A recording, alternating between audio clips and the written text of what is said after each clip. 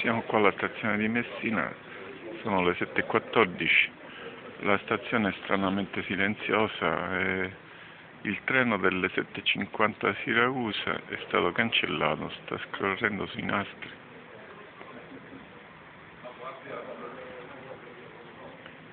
Cancellato il treno da Siracusa regionale 3866, mentre il Catania 7:41 forse è stato utilizzato un pullman. I treni provenienti da Roma, Giampilieri, Sant'Agata Militello sono tutti nel tabellone in attesa di arrivo. La stazione è completamente vuota.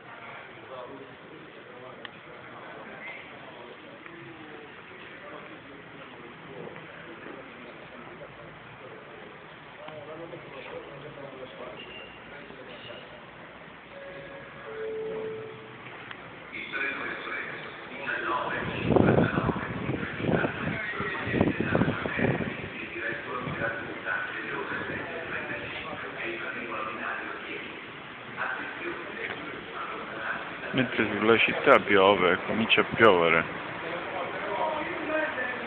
una pioggia leggera ma continua, il cielo è scuro. È stata chiusa anche la stradale per il deragliamento del treno prodotto da un albero, proprio sulla spiaggia di Pisone. Pisone era il console romano inviato in Sicilia per riconquistare la Sicilia dopo che Euno aveva liberato tutta l'isola dalle guarnigioni romane nel 139 a.C. I romani liberarono delle legioni, riuscirono a liberare dalla guerra in Spagna alcune legioni nel 131 a.C. e le inviarono in Sicilia. Pisone era rimasto bloccato sulla spiaggia di Spisone, quella che oggi si chiama Spisone, che è proprio sotto Taormina, rimase bloccato dalla resistenza dei siciliani e aveva assediato Taormina. E in quella situazione dovette mettere il campo sulla spiaggia proprio, riuscì a sbarcare solo sulla spiaggia, che si trova sulla montagna, sulla collina a oltre 100 metri di altezza, e quindi da quel giorno quella spiaggia si chiama con questo nome deformato del generale Pisone. Quei romani avevano, dal loro arrivo in Sicilia, avevano fatto tagliare gli alberi ai contadini imponendo la pena di morte per tutti quelli che non desertificavano, tagliavano gli alberi, i boschi secolari, venivano condannati a morte. Questo ha prodotto tutte queste pianure, tutti questi campi di grano che hanno fatto della Sicilia il granaio dei romani, e questo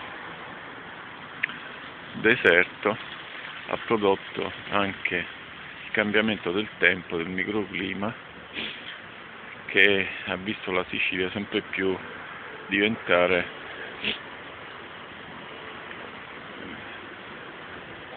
soggetta a questi cambiamenti climatici improvvisi, mentre prima la situazione era simile a quella che oggi ancora si vede in Calabria, con questi alberi secolari, in questi boschi fitti che si vedono ancora oggi in Sila e in tutta la Calabria.